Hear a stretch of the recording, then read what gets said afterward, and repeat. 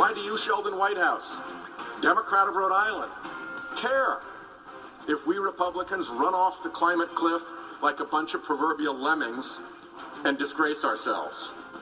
We're stuck in this together. We are stuck in this together. When cyclones tear up Oklahoma, and hurricanes swamp Alabama, and wildfires scorch Texas, you come to us, the rest of the country, for billions of dollars to recover. And the damage that your polluters and deniers are doing doesn't just hit Oklahoma and Alabama and Texas. It hits Rhode Island with floods and storms. It hits Oregon with acidified seas. It hits Montana with dying forests. What a disgusting man. That's Rhode Island's Democratic Senator Sheldon Whitehouse yesterday as the carnage was being tallied. Did you hear him? The damage that your deniers and polluters and skeptics are doing. As if those deaths were not the cause of Mother Nature, but rather a willful and malicious criminal act of murder. What a disgusting and disgraceful man. To try to make any political hay out of this is a disgrace, yet to do so in such a ham-fisted way, and then to suggest that because there's a blame to be borne by Republicans, that the rest of the country will not help. What a disgraceful man. I can only just say the word disgrace again and again, because the real words in my head I cannot say on a public television show. Joining me now is Tom Harris, the Executive Director of the International Climate Science Coalition. Tom, this is not unusual, is it, to see a politician, when the bodies are, before they're even buried, to try and hang these natural disasters around their political opponents' heads? It's a disgrace. Yes, it is. And in fact, the things they're advocating to supposedly stop climate change are the exact opposite to what you would want to do if you indeed had an increase in extreme weather and tornadoes. What you would want is the best possible energy sources, the most reliable, the least expensive, things like coal and things like the oil sands. That's what should be promoted. But the strange thing is, as a result of these storms, the senators and others are promoting green energy sources which have no possibility of fitting our energy requirements, things like wind and solar. So they're doing it exactly backwards. The analogy I like to use is it's like an ocean captain on a ship says, oh, there's a great storm coming. Everyone, abandon ship, man the lifeboats. You know, the crew would say, you're crazy. And that's exactly the case here. I don't even think that's the right response, Tom. I think the response is that not even to try and engage on the substance of their arguments, because to say, well, there's a political lesson here, the answer is no, there's no political connection whatsoever. It would be like saying, well, because of this tornado, we need gun control.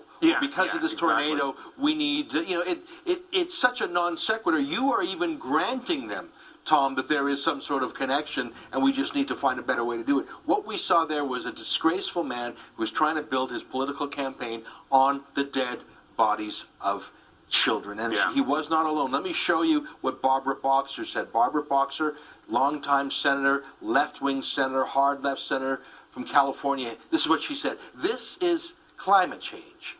We were warned about extreme weather, not just hot weather, but extreme weather. When I had my hearings, when I had the gavel years ago, it's been a while, the scientists all agreed that what we'd start to see was extreme weather. Now, Tom, that's crazy. When it's a cold day out there, I like tweeting, oh, Al Gore lied, my garden died, just to poke fun at how ridiculous it is to say an individual weather event is not climate change. I mean, that's just... you can't have it both ways, can you? Yeah, well, not just that. I mean, while it's true that you would want to have the best energy sources if there was an increase in extreme weather, the fact is there hasn't been. And in fact, strong to violent tornadoes have in fact been decreasing. They were at a peak in the 1970s when we were in the midst of global cooling. Okay, so the theory that extreme weather, and in particular tornadoes, has been increasing as temperatures gradually rise is simply not true. You know, a good place to look to actually understand the science, and this is a great graph, by the way, on the screen screen right now that shows that, lowest tornado counts on record. I mean, the bottom line is the extremes of tornadoes and extreme weather was actually in the dirty 30s, okay? The recent record was in the 70s, but you have to go back to a period of the 1930s to find when extreme weather was actually at its peak. And if you actually go to this book here, which I'll hold up, it's called the Non-Governmental International Panel on Climate Change. Okay, this is the opposite of the IPCC. If you actually go into this report and you look up tornadoes, what you see is that in the period from 1954 to 2003, the number of F2 to F5 tornadoes, those are strong tornadoes like the one that just hit Oklahoma, that is now a half in the second part of that period as to what it was in the first part of the period. And in fact, it says here, while the corresponding data from the U.S. South Great Plains show that damaging tornadoes dropped to only a third of what they were in the 1950s. So in fact, things like this, the Non-Governmental International Panel on Climate Change, show you that not only is it wrong to be promoting the weakest energy sources, the actual basic scare is wrong too. The tornadoes have not increased. You're so right, and even where tornadoes occur, because we're more industrialized, we're stronger, we're richer, we're smarter, we're technologically more advanced, the number of deaths, even though it's a tragic, I understand 21 people have been confirmed dead now, I would put it to you, Tom, that a century ago, or even back in the 1930s, 80 years ago, that the death toll would have been much higher simply because we weren't as rich. We didn't have the right technology. And the richer that you get, the safer you're going to get. I mean, when a typhoon blows into India, the amount of the death toll there is much higher than if a similar strength hurricane blew into North America, simply because we're better protected. Well, that's right. We want to see increasing wealth throughout the world. We want to see increasing solid energy support. We want to have better preparation for extreme weather events. And this is where the focus should be on the climate issue. We should be looking to help people adapt to climate change, prepare for extreme weather, and also recover afterwards. So the last thing you want to do is cripple your society by moving to the weakest possible energy sources and starting to cut back on your industrial base that generates the wealth you need to account for climate change, which of course occurs all the time.